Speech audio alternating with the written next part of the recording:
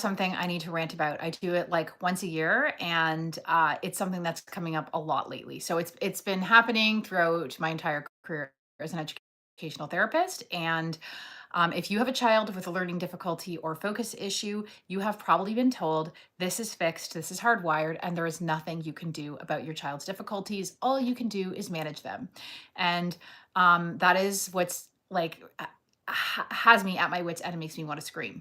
So, what I keep hearing is parents coming out of IEP meetings, meetings with teachers, professionals, even psychologists who do psych ed assessments. And I don't want to knock them all because there's some great ones out there, but parents being told you can't improve working memory, you can't improve processing speed. These cognitive skills are hardwired and so forth. So, the first thing I want to say is neuroplasticity is real. It's happening to us every single day, whether we are aware of it or we like it or not. It's why we are all addicted to our phones, because we have wired our brain to have that dopamine hit, and we've created these really strong pathways where we can't even go for a walk without our phone, or we feel like something is missing. It's practically become an extra appendage. That's neuroplasticity. So neuroplasticity happens for better or for worse. And if we are more aware of our thoughts, behaviors, and actions, we can actually train our brain in amazing ways. And when there are learning difficulties, we can use educational therapy and cognitive therapies to target specific areas to build those areas up. But I know that you need more than just me telling you that. So that's what I'm going to do today. Basically, what I want to say is that number one, let's start with Dr. Reuven Forstoin. Okay. So he was basically a pioneer in neuroplasticity after the war. And he was coming up against a lot of you know, big time kind of theories in psychology about the brain being hardwired, or in mainstream psychology about, around behaviorism and fixed intelligence models and so forth. So he definitely was a bit of a lone wolf in his field for sure. So he really understood it and started working with kids with learning difficulties and realized, wow, when you use cognitive therapy, stimuli and so forth, you can really shift intelligence and the brain and so on and so forth. So, the one thing I want to say before I move on, because I know there are going to be parents thinking, well, my child has a genetic condition and so it's fixed. So, I want to say, of course, there are things like Down syndrome, only so much you can optimize. But for the most part, genetics does not mean that something is fixed. It actually indicates it indicates if your child has something that can be shifted. Okay, so it's not destiny and so forth. So let me give you some really great research to both give you hope and something you can take away with you. And what I plan to do to have on my website, in my Instagram, on my YouTube is a form, or not really a form, a little tiny booklet. I don't want to make it too condensed, but it's a booklet that you can submit at an IEP meeting, at a psych ed assessment, to provide people with the research that they might need, that the brain is not in fact fixed, that it is plastic, and that you're not going to accept this is just the way your child is as the answer. Okay. So Dr. Michael Merzenich, so he was a neuroscientist, and he found that with cognitive stimulus and therapies, you could actually change brain structure. So I hear a lot of people saying, I have ADHD, I have this, I have that. That's just the way my brain is. Or parents will say, my child's brain, it's just a different brain structure. And while that is true to some extent, what neuroplasticity has shown us is that we can incredibly change and alter our brain structure so that life can be easier and better and so forth. So we don't want to limit our child because of thinking that brain structure is like an engine or a part in a car that's like metal and we can't shift it and so forth. We absolutely can. Okay.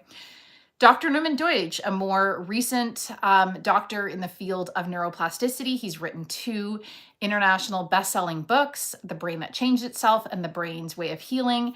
And he talks all about these clinical studies and so forth regarding cognitive modifiability and, with the correct stimulations, that the brain can, in fact, reorganize and change. And then there's Dr. Torkel Klinberg, who did studies on working memory, because I just talked to a mom today who said that her school told her that there's nothing they could do for her son because working memory is fixed and you can't change cognitive skills. And yet Dr. Torkel Klinberg did studies on working memory and found that through brain imaging that you could in fact optimize working memory with specific exercises that changed brain activation patterns in the brain. As an educational therapist, and I know my colleagues can agree to this, we see this all the time. Parents saying, oh my goodness, they're able to remember stuff now. Oh my goodness, they're able to hold numbers in their head or hold this in their head. This is absolutely something that can be developed. Do not let someone tell you that the only answer is an IEP or a piece of technology, okay? Dr. Arthur Kramer did a lot of research on processing speed and found that when you improve exercises that target processing speed, particularly with movement, because movement helps to create pathways in the brain. If you've been following me for a while, you know this. And did large randomized trials, thousands of people basically, were studied and found to have improved processing speed through different cognitive or educational therapies. So again, more data on specific cognitive skills that can be optimized. Then there is Dr. Adele Diamond, who showed that executive functioning is trainable. That with different exercises, activities, and so forth, we can optimize executive functioning skills. So again, not hardwired.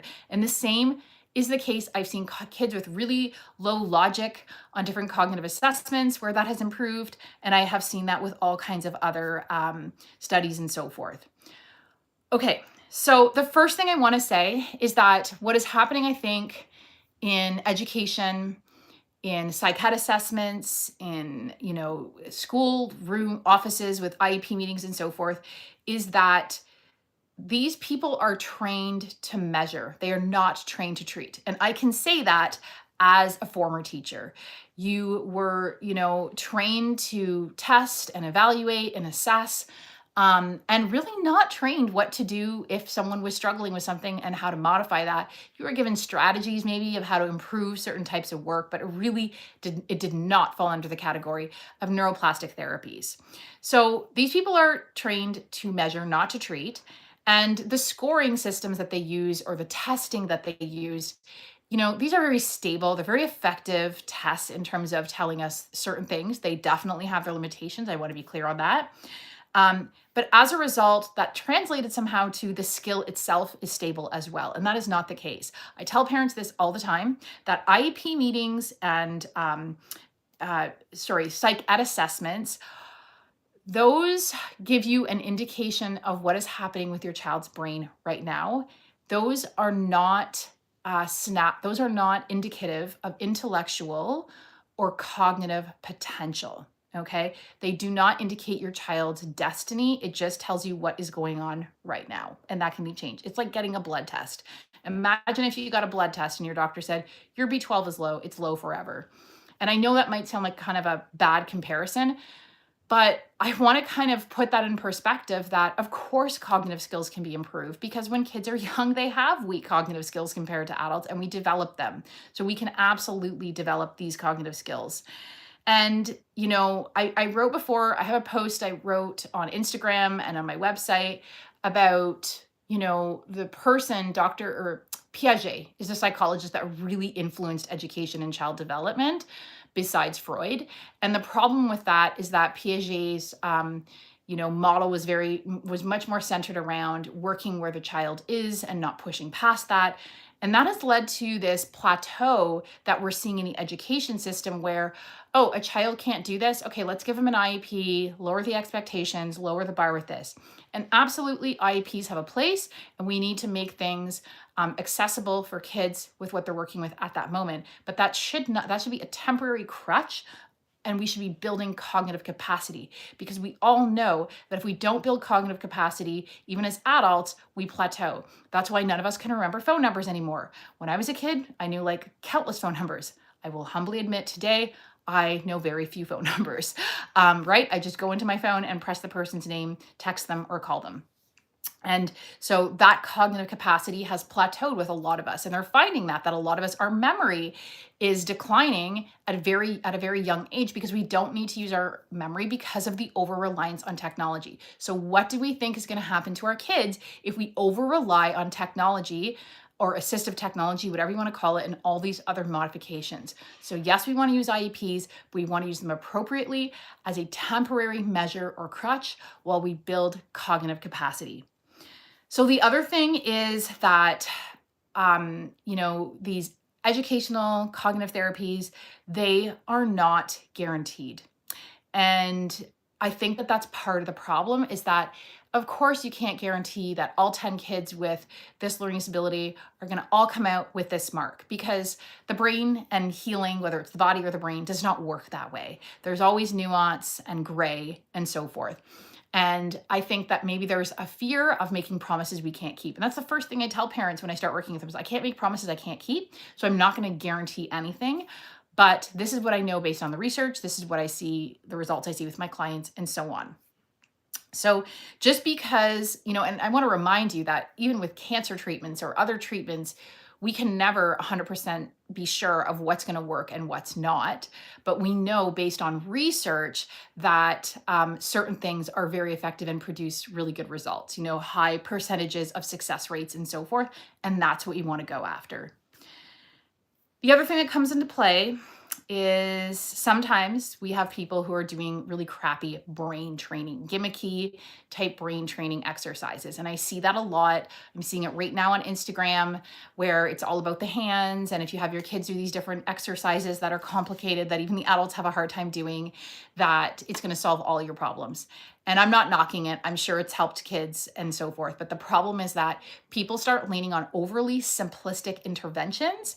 And then what happens is they don't get the results they wanted because there's other variables at play that they didn't look at. And then they think, this doesn't work. This is a gimmick.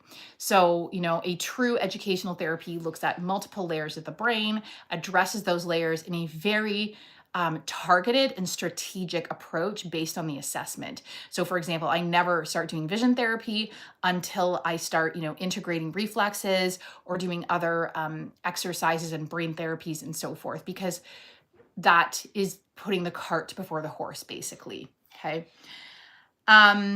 Also, there's money. Let's be real. So, schools are working under very tight budgets. Governments don't want to shell out the money to these schools. Most of the Western world, our education system is funded by the government. And as a result, we end up with this situation where it can work in certain ways, but not in other ways because they don't want to go above and beyond. And educational therapy does require a much more intensive targeted approach that they can't just package and deliver to 30 kids or do a cookie cutter approach. Either it has to be highly personalized and individualized. And so that becomes very expensive and schools cannot or do not want to spend that money. That is why educational therapy evolved out of private schools in the US, where it was like, okay, if the parents are willing to pay more money, we can provide this highly effective service.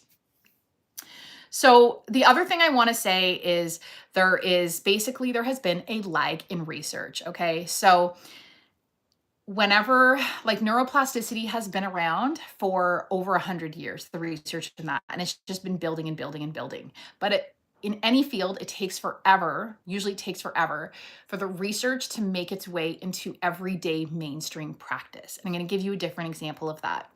So for example, with gut health, doctors knew, not all of them, but certain doctors started becoming aware in the 1700s about the connection between gut health and the brain.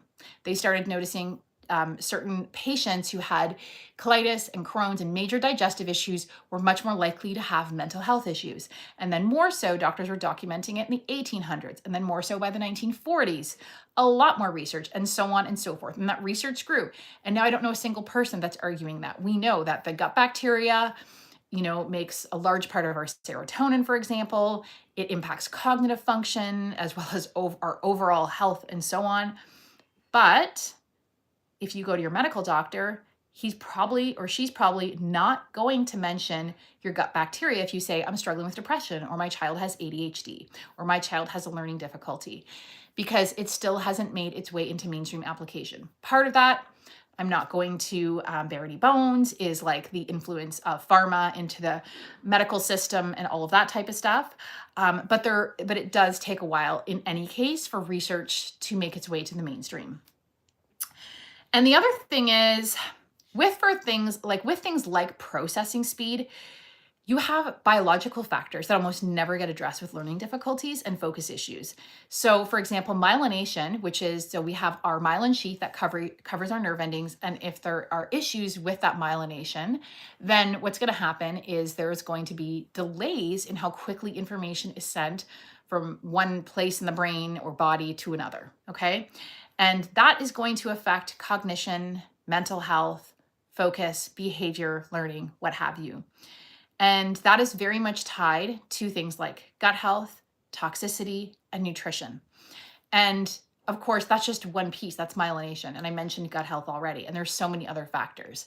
So one of the reasons I think that the results are inconsistent with when they try to say, okay, we saw, pretty good improvement with working memory, but there were people who, there was issues. Well, because I have tons of clients that I work with who have toxicity in aluminum or mercury, or they have mold toxicity, or they have Lyme disease, or their gut biome is an absolute disaster. And we have to work on that first. So we need to be aware that that's why it's really important and why I do an integrative holistic approach. Hence why I'm an integrative educational therapist. We need to look at all of those variables. So, I just want to say this is why I think people feel like people have the experience that certain interventions are not effective, and their false belief gets confirmed. Their false belief that this is fixed and there's not much we can do and all we can do is manage it, that gets confirmed by their experience of, well, I put my kid in OG, Barton, or Wilson tutoring, and we didn't get great results. And I'm clear, I have people who've done those therapies and had great results. But there's lots of people who haven't had that experience. And the reason is because those kids had retained reflexes, brain hemisphere imbalance, poor cerebellum development. They had weak cognitive skills. So, I have kids, they can tell me all the rules, all of the tricks with phonics and reading and so forth.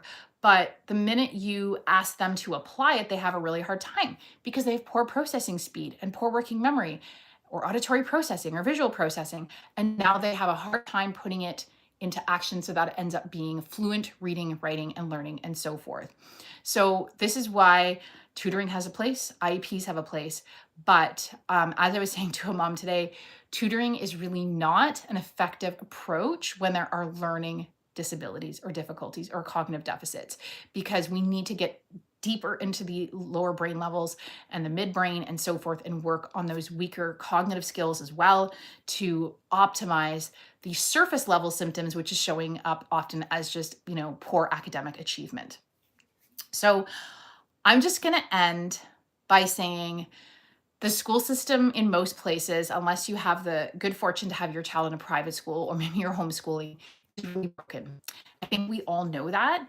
And if you don't have the luxury of private school or homeschooling because of the economy or just life, then the only other option is, number one, to go deeper and look at the root cause of the problem, do cognitive therapies and address those other layers, but also to push back on people who are experts but are not acknowledging the very hard neuroscience of neuroplasticity, because the research is there. And like I said, in the next week or two, I'm going to put out a whole document that you can submit to these people with all of the research on how cognitive modifiability or neuroplasticity with learning difficulties is absolutely a real thing. And maybe they need to update their research, because this is what I'm going to end with, guys, is you do not want to let a broken system limit your child. So you don't want to let a limited system limit your child's potential because they don't have the information, or they aren't willing to spend the money on what your child actually needs, or invest the time in what your child actually needs. Okay, rant over. Thank you so much for watching. And I would love to hear your comments below, because I know that this is going to resonate with parents, because I have just been hearing so many parents who are just so frustrated with what they're being told by people in education and so forth. So I look forward to hearing that. Thank you so much, everyone. Have a fantastic weekend.